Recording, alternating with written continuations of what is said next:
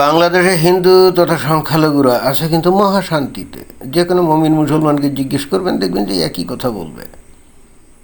এবং এইখানে তার কিছু নমুনা, এই যে হুজুর আছে না, চমৎকার চমৎকার কিছু কথা বলবেন, তার মুখ নিঃসৃত বাণী, যেগুলো অমর বাণী বললেও অত্যুক্তি হবে না। তো তার মুখ থেকে আমরা কিন্তু ডাইরেক্টলি শুনবো কীভাবে তারা হিন্দুদেরকে মহাশান্তিতে রাখে, একেবারে মাথায় তুলে রাখে। তো কথা না বাড়িয়ে আমরা তার সেই মুখ নিঃসৃত অমর বাণী আমরা একটা ভিডিও ক্লিপ থেকে শুনি। অনেকে আবার হিন্দুর হোটেলে মিষ্টি খায়, ওটা নাকি খুব ভালো লাগে। হিন্দুর মিষ্টিগুলোতে দেখবেন গোবর পচনা মিশায়। হিন্দুদের সম্পর্কে কি সুন্দর মহাশান্তির বাণী বর্ষণ করছে, তাই না? যে হিন্দুরা কি তারা মিষ্টি যে বানায়, বিশেষ করে হিন্দুদের তো ওই যে ঘোষ ডেয়ারি সিস্টেম, মানে হিন্দুদের মধ্যে কিছু আছে যারা নাকি ঘোষ, তারা তো ট্র্যাডিশনালি মিষ্টি তৈরি করাতে সুখ্যাতি অর্জন করছে, বংশ পরম্পরায় তারা এগুলো করে আসছে। এখন দেখছেন, এখন এই হুজুর বলছে এই এই ঘোষরা, অর্থাৎ যারা মিষ্টি বানায় হিন্দুরা, তারা নাকি গোবর মিশা মিষ্টির মধ্যে। এর চাইতে মহাশান্তির কথা আর কিছু হতে পারে বলেন? অতএব আর একটু তার মুখের কথা আমরা শুনি।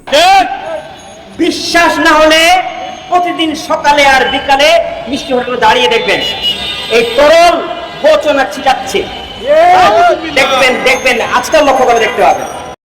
কি যে বলেন হুজুর, আপনার মতো একজন পরহেজগার মানুষ, একেবারে কি সুন্দর পাগড়ি, তাই না? আবার কলেমা লেখা পাগড়ি, একেবারে কি সুন্দর নুরানি চেহারা। আপনার মতো এত সুন্দর একজন পরহেজগার নুরানি চেহারার হুজুর কি মিথ্যা কথা বলবে? আপনি বলছেন যে হিন্দুরা তাদের মিষ্টি তৈরি করে তার মধ্যে কি সকাল বিকাল ওই গোসনা মানে গরুর মুত সেটায়। আপনি যখন বলছেন তাহলে তো রাইট।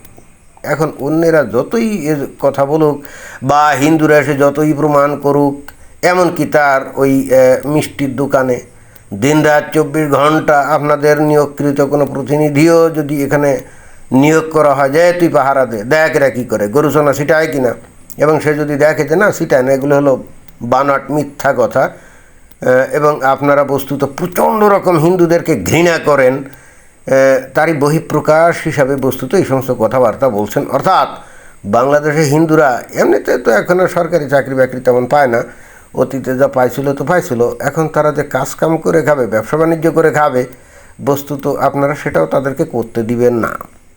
এটাই তো আপনার মানে বক্তব্যের সার কথা, তাই না? অর্থাৎ আপনারা যদি কোনো প্রতিনিধি নিয়োগ করে দেন দিনরাত 24 ঘন্টা ওদের ওই মিষ্টির দোকানে, যে দেখ তো এরা কী করে, আর ও যদি এসে বলে যে না এগুলো কিছুই করে না, এগুলো ফালতু কথা, মিথ্যা কথা, আসলে গুজব ছাড়া আর কিছুই না, তারপরে কিন্তু আপনি বিশ্বাস করবেন না, আমি জানি। এবং আপনার সাথে যে সাঙ্গপাঙ্গগুলো আছে তারাও বিশ্বাস করবে না, কারণ আপনি যে কথা বলছেন আমরা সাঙ্গপাঙ্গগুলো তো অন্ধের মতো সেটাই বিশ্বাস করার জন্য তারা রেডি আছে। কেন রেডি আছে? কারণ তাদের জন্য একটা অজুহাত দরকার, কিভাবে হিন্দুদের ওপর ঝাঁপিয়ে পড়া যায়। হ্যাঁ, কিভাবে হিন্দুদের ওপর ঝাঁপিয়ে পড়া যায়, এই জন্যই আপনি এই সমস্ত কথাবার্তা বলছেন, যাতে করে এখনই আপনার সাথে থাকার লোকজন তো বটেই, আর যাদের উদ্দেশ্যে বলছেন তারা যেন সবাই দলবল নিয়ে এখনই ওই যে সমস্ত আশেপাশে যত হিন্দুদের ওই মিষ্টি দোকান টোকান যা আছে ভেঙ্গে চুরে খান খান করে দিয়ে ওদের ব্যবসা বাণিজ্য লাটে তুলতে হবে, আর তাকে হুমকি দিয়ে আসতে হবে যে কালকে তোকে যেন এখানে আর না দেখি। হ্যাঁ, বস্তুত এইটাই তো চাচ্ছেন। অর্থাৎ হিন্দুরা যাতে ওই যে আগে যেমন বললাম যে আগে হিন্দুরা চাকরি বাকরি পাইতো, এখনও ওই যে বিভিন্ন পদে পদবিতে হিন্দুদের দেখা যায়, এটা কিন্তু বস্তুত আজকে থেকে 15-20 বছর আগেকার কথা। তারাই চাকরি পেয়েছে, এখন নতুন করে আর পায় না, এই বিগত বেশ কিছু বছর ধরে আর পায় না। শেখ হাসিনার শেষের আমলের দিক থেকেই বস্তুত বাংলাদেশে হিন্দুরা চাকরি বাকরি পাওয়া বন্ধ হয়ে গেছে। ওই কদাচিৎ 2-1টা পায় আর কি এরকম। কিন্তু হিন্দুরা তো ওই বেঁচে থাকতে চায়, তারা কাজকাম করতে চায়, তারা ব্যবসা বাণিজ্য করতে চায়, গতর খেটে তারা পরিশ্রম করে তারা বেঁচে থাকতে চায়। কিন্তু এই হুজুরের উদ্দেশ্য হচ্ছে সেটাও তাদেরকে করতে দেওয়া হবে না। অর্থাৎ অন্য কথা আলটিমেটাম দিতে চাচ্ছে, এই হিন্দুরা হয় ইসলাম গ্রহণ কর আর নাহলে দেশ ছেড়ে ভাগ।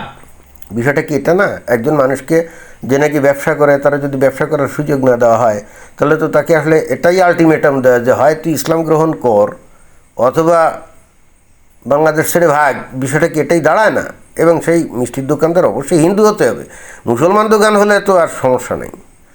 তো যাই হোক, এখন হুজুর বলছে অর্থাৎ অজুহাত সৃষ্টি করার অপেক্ষাতে আছে বা তালে আছে। আমি জানি না কোনো জায়গায় এই ধরনের অজুহাতে ঝাঁপিয়ে পড়ছে কিনা, তবে না পড়লেও যে কোনো মোমেন্টে পড়তে পারে। বাংলাদেশে কিন্তু যে কোনো সময় এ বিষয়ে একটা খবর হতেও পারে। আমরা অপেক্ষায় থাকতে হবে আমাদেরকে। দেখি তারপরে কি বলে। দেখেন কি ভয়ঙ্কর সব কথাবার্তা বলে এই হুজুর। এই গোচনাগুলো ছিটায়, গরুর মল, গরুর মূত্র, এগুলো মুসলমানরা খায়। নাউজুবিল্লাহ। একেবারে প্রকাশ্যে ঘৃণা ছড়াচ্ছে, তাই না? এই কথাগুলো তো বস্তুত হিন্দুদের প্রতি তাদের যে কি ভীষণ অসীম যে ঘৃণা, সেটারই কিন্তু বহিঃপ্রকাশ। এবং বুক ফুলায় প্রকাশ্যে বলছে, তাই না? বাংলাদেশের পুলিশ, আইন শৃঙ্খলা বাহিনী এগুলো শুনছে, সাধারণ পাবলিক শুনছে। একটা লোকে গিয়ে কি তাকে বলবে যে হুজুর এই সমস্ত আপনি কী বলছেন? এই একবিংশ শতাব্দীতে বাংলাদেশ একটা গণতান্ত্রিক দেশ। আচ্ছা, বাস্তবে যদি না হয়, দাবি তো করে। আধুনিক দুনিয়ার সাথে, বিভিন্ন দেশের সাথে চলতে গেলে সবার সাথে সদ্ভাব বজায় রেখে চলতে হবে। অথচ হুজুর আপনি এই সমস্ত কথা বলছেন, মানুষের মধ্যে ঘৃণা বিদ্বেষ ছড়াচ্ছেন। একটা লোকও কিন্তু তাকে গিয়ে এটা জিজ্ঞেস করবে না। সবাই শুনে হাসতে হাসতে চলে যাবে, মুসকিন হেসে চলে যাবে। কেন জানেন? অনেক ক্ষেত্রে তাদেরও মনের কথা, অনেকেরই মনের কথা এই হুজুরের মতো। হুজুর প্রকাশ্যে বলতে পারে সাহস করে, তাহলে সাহস কী? তৌহিদি জনতার প্রতিনিধি, তাই না? তার তো সাহস এমনিতেই আছে। সেই ইসলামের প্রকৃত বাণীগুলো বলবে না? এগুলোই তো ইসলামে আছে। ইসলামে আছে না কোরআনে? ওই যে অমুসলিমরা হলো নিকৃষ্ট প্রাণীর চাইতে অধম, তো নিকৃষ্ট প্রাণীর চাইতে অধম, তো অমুসলিম মানে কি হিন্দু, তাই না? মুশরিক। তো ওরা নিকৃষ্ট প্রাণীর চাইতে অধম, আর ওরা এই মিষ্টি তৈরি করবে, এইটা এই শ্রেষ্ঠ জীব মানে শ্রেষ্ঠ মানুষ এই মুসলমানরা খাবে, এটা কি হয়? এখন ডাইরেক্টলি যদি বলে এই হিন্দুদের দোকানের মিষ্টি খেও না, তাহলে তো মানে শুনবে না। কারণ মিষ্টি তৈরিতে তো হিন্দুরা এক্সপার্ট। মুসলমানদের থেকে হিন্দুদের মিষ্টি হয় অনেক সুস্বাদু, তাই না? তো অনেক মুসলমানই হয়তো শুনবে না। তাহলে শোনাতে গেলে কী করতে হবে? ওর মধ্যে গোমূত্র ছড়ায়, মানে গরুর মুখ ছড়ায় আর গোবর ছড়ায়, বুঝছেন? যাতে করে মানে শোনে। উদ্দেশ্য কিন্তু ওটাই, আর কিছু না। ভয়ঙ্কর ঘৃণার বহিঃপ্রকাশ এই যে ঘটাচ্ছে প্রকাশ্যে এই বাংলাদেশের বুকে, একেবারে টেলিভিশন ক্যামেরার সামনে। বাংলাদেশের আইন শৃঙ্খলা পরিস্থিতি লোকজন বলেন অথবা সাধারণ লোকজন বলেন, একটা লোক তাকে বলবে না যে আপনি যা বলছেন এটা অত্যন্ত ভুল কথা বলছেন, এই কথা বলা আপনার উচিত না। না, নট এ সিঙ্গেল ওয়ান এই কথা কিন্তু তাকে এসে বলবে না। এবং এত কিছুর পরে ইন্টারেস্টিং ব্যাপার কি জানেন? এত কিছুর পরে এসে সবাই বলবে কি জানেন? এই হুজুরি হয়তো বলবে এখান থেকে অন্য জায়গায় গিয়ে, বাংলাদেশে হিন্দুরা আছে মহাশান্তিতে। দোকানে খাদ্য খাওয়া যাবে না, তাদের মিষ্টি কেনা যাবে না, চুল কাটা যাবে না। কাফের মুশরিকদেরকে আমরা বাসা ভাড়া দিতে পারি না, তাদের বাসা আমরা ভাড়া নিতে পারি না, তাদের বাসায় যাওয়া যাবে না, তাদেরকে আমাদের ঘরে আসতেও দেওয়া যাবে না, তাদের দোকান থেকে খাবার খাওয়া যাবে না, তাদের দোকানে মিষ্টি খাওয়া যাবে না। হুজুর কিন্তু বেসিক্যালি হিন্দুদেরকে পুরা সামাজিক এবং অর্থনৈতিকভাবে বয়কট করার কথা বললো, তাই না? তাদের দোকান থেকে মিষ্টি কেনা যাবে না, অন্য কোনো খাবার কেনা যাবে না, তাদেরকে ঘর ভাড়া দেওয়া যাবে না, তাদের বাড়িতে ঘর ভাড়া থাকা যাবে না, তাদের দোকান থেকে কিছু কেনা যাবে না, তাদের বাড়িতে যাওয়া যাবে না। মানে মোদ্দা কথা হচ্ছে হিন্দুদের বয়কট। এবং বয়কটই তো হবে। ইসলাম অনুযায়ী সে কি ভুল কথা কিছু বলছে? জি না, আসলে ইসলাম অনুযায়ী সে ভুল কথা কিছু বলে নেই।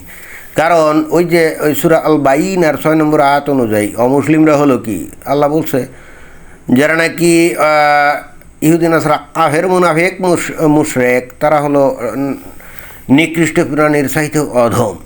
তা আর মুসলমানরা হলো সর্বশ্রেষ্ঠ মানুষ, রাইট? তো সর্বশ্রেষ্ঠ মানুষ কি কখনো নিকৃষ্ট প্রাণীর চাইতে অধমের সাথে কোনো ব্যবসা বাণিজ্য মিল মহব্বত এগুলো কি করবে? তাদের বাড়িতে থাকবে, তাদের দোকান থেকে কিছু কিনবে? প্রশ্নই ওঠে না। এবং এই কারণেই তো ওদের সাথে বন্ধুত্বও করা যাবে না, তাই না? ইসলাম অনুযায়ী হুজুর কিন্তু সঠিক কথা বলছে। এবং দেখবেন যে অনেক রসালো মুসলমান এসে বলবে না না না, এই হুজুর কি উল্টাপাল্টা কথা বলে, তো ঘৃণার কথা বলে। কিন্তু ওই ধরনের লোকও গিয়ে, একটা লোকও এই হুজুরকে গিয়ে বলবে না যে আপনি যে কথাগুলো বলছেন এগুলো ভুল কথা বলছেন। এমনকি তার এই বক্তব্যের নিচে যে মন্তব্য, সেখানেও দেখবেন যে এরা কেউ কিছু বলবে না। তাহলে এই লোক ডাইরেক্টলি বলছে বলে আমরা এটা জানতে পারছি, তাই না? কিন্তু অন্য লোক যাদেরকে আমরা মডারেট মুসলমান হিসেবে মনে করি, যেহেতু তারা এগুলোতে চুপ থাকে, কোনো কিছু বলে না, কোনো প্রতিবাদ করে না, তো নবীর শিক্ষা কি? নবীর শিক্ষা হচ্ছে মৌনতা সম্মতির লক্ষণ, অর্থাৎ চুপচাপ থাকলে সেটা হলো সম্মতি, তাই না?